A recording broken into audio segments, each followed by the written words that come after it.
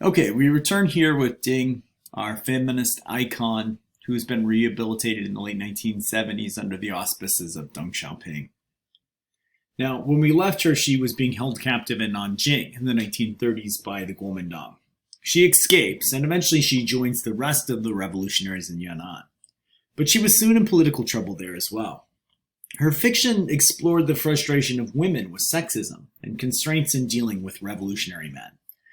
The constant calls to sacrifice women's rights, to put them aside in the interest of the greater good of the revolution, she found disquieting, and she would be among the intellectuals Mao singled out in 1942 for self-criticism and re-education. Mao called on them, Deng and her contemporaries, to make art serve the soldiers, peasants, and loyalty to the party above all else. Seemingly thereafter she was reformed. Her writings on land reform and civil war in North China would be awarded the Stalin Prize. She depicted cadres as shrewd, resilient, and always self-sacrificing and altruistic in helping the Chinese people. But later she was again attacked in 1955 by literary figures, other writers such as Mao Dun, for holding too fast to the idea of creativity and freedom of expression found in the May 4th movement. These are charges that she admitted as true. Her stories at that time still explored ideas like loneliness, love, and helplessness felt by many Chinese in the midst of so many political and social revolutions.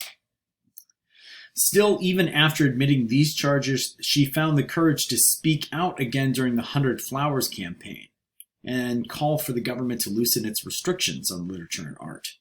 The result was that she was again the victim of numerous struggle sessions, and her early writings were repudiated as drivel, trash, and proof that she had a bourgeois mentality. Worse, she was slut-shamed and accused of sleeping with her captors while held under house arrest in Nanjing.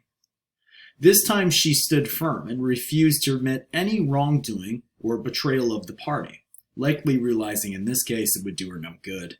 She was expelled from the party and sent to reform herself through hard, manual labor in the remote, frozen farms near Siberia. For a number of years, though, isolation in the countryside was hospitable to her talents as a writer. It was kind of a literary sanctuary. She was sent gifts of paper, special food from friends and family. It was a tranquil life until the Cultural Revolution, when opportunists used her fame to prove their own credentials as radicals. They beat her and humiliated her repeatedly. She was later sent to a state prison from 1970 to 1975. 3 years after her release, Deng Xiaoping returned her to a place of prominence within the world of literature and art.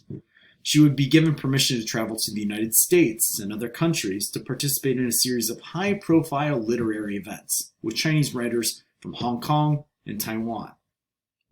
Traveling and acting as a spokesperson for the generation of intellectuals wounded by the excesses of the Maoist era, Deng's return was used as a symbol of how Deng and the CCP's greater toleration of artistic expression and the government's open-door policy. Conversely, inside the People's Republic of China, a restless younger generation of readers and college students softly criticized her for not detailing the party's continued censorship or the lack of progress made since 1949 on women's issues. To many, this meant that she had finally acquiesced to toe the party line and be a mouthpiece for them. A more favorable interpretation of her silence and abstention from talking about those issues, though, is that Deng was acutely aware that to criticize the party and Deng at that moment would jeopardize continued reform and the limited freedom that authors had been granted in that generation.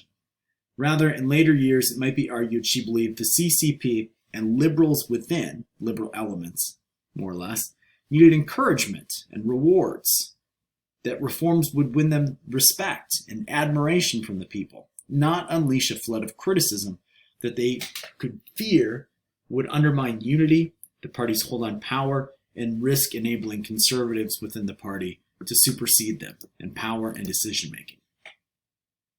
This explains then also the search to probe and find new, organic, and uncontrolled mediums for expression and public debate in Chinese society in this moment. The air surrounding the CCP's shakeup and calls for modernization inspired a grassroots discourse that called to go beyond the scope intended by Deng and those that supported him within the party.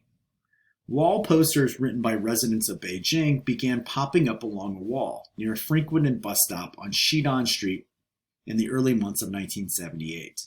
The posters expressed anger and sadness over the pains inflicted by the last few years, especially an official verdict given by the CCP that proclaimed the gathering in support of Zhou Enlai had been a counter-revolutionary plot.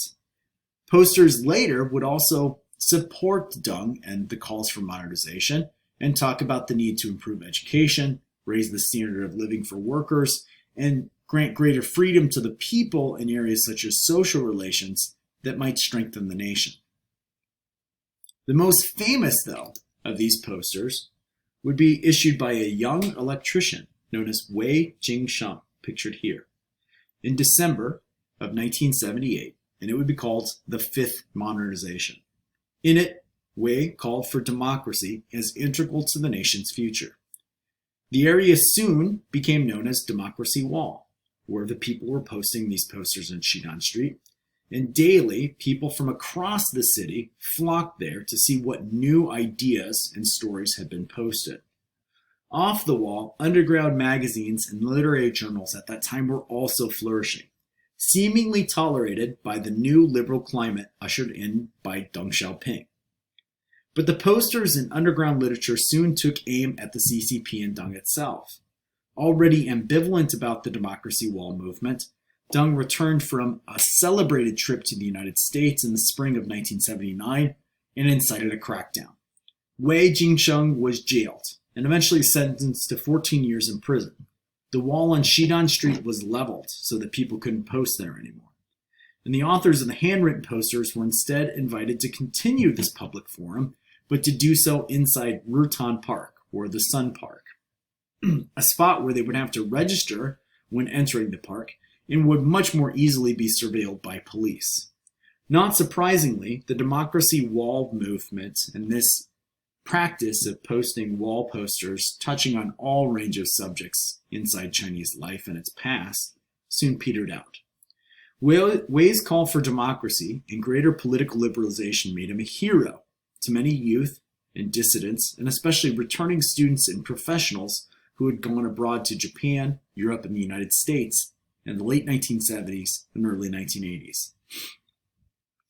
But many others, and not just within the party, were angered.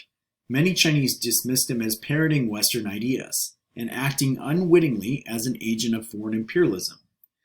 He and the many other underground authors in those literary magazines that were popping up were accused of trying to force China to change too much, too fast, running from one extreme, a leftist dictatorship under the Cultural Revolution, to the other, represented by the foreign customs, ideas, and conventions of a Western-style democracy that would cause disorder.